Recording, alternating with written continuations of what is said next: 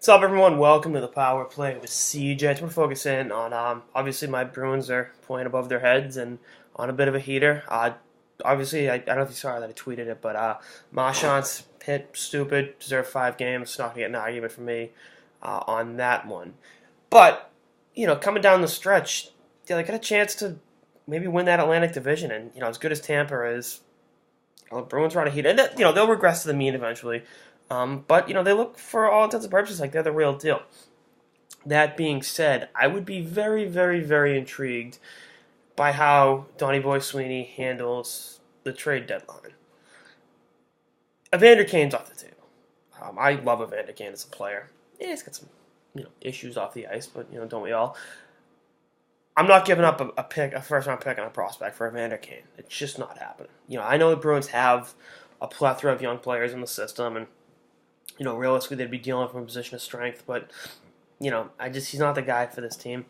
There is a guy that's been linked to the Bruins before, like a long-ass time ago, and, the team he's on is about to blow it up and finally start the rebuild they probably should have started 2 years ago, and that is Rick Nash of the New York Rangers. Rick Nash, he's on a hot streak right now, don't get me wrong. He did a really good California swing for the Rangers, good game against Anaheim, and, he looked alright against LA, too.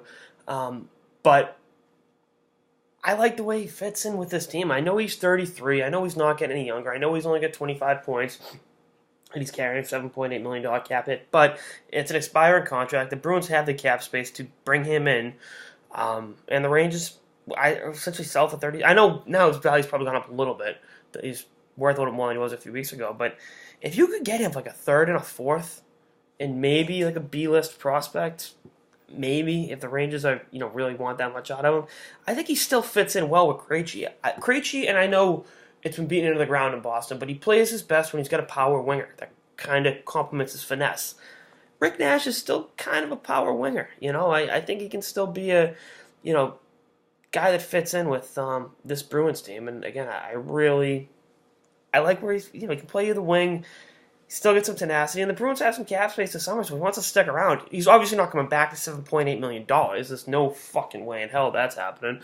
But I think he fits in, what they're doing, and, be a nice mentor to some of the young guys. And I'm kind of looking at some of the guys the Bruins have in the system. They can afford to part with one of them, and again, a third-round pick for Nash. I mean, Anton Bleed, a 3 and a 4. I think the Rangers do it, right? I'm kind of looking up and down Chalarik, something like that. So, again, I like the possibility of Rick Nash to the Bruins, and I think, they're not going to have to. There's no way in hell that Max Pacioretty is traded in the division, so don't even try to troll me with that shit. That's just not happening. Do I think the Habs could trade Pacioretty? Sure. But at the same time, and do I think he would be an excellent Bruin? Oh, yeah. He's, a younger, better Rick Nash. And obviously, Nash at the peak of his game was, a 40-goal, power forward. That was obviously the face of the franchise in Columbus. But, again, we'll see what happens. But, and someone asked about Ryan McDonough. It's not happening. Not to the Bruins, anyway. I don't see them, because he would cost a lot. And again, the Bruins are playing over their head, right? No, not over their head, but they're playing better than what's to be expected. So, honestly, I wouldn't blow it up. I wouldn't blow my load this season with the Bruins, but I would give. I know you're walking a fine line here, but I would give the team something to, a player that helps them, possibly advance to the playoffs. And I think they will go on a playoff run. I think that's, I don't know how far, I don't know how long, but they are definitely a team that's coming together and playing really well with a nice mix of veterans and young guys. So we will see what happens, but again, I am driving the Rick Nash bandwagon.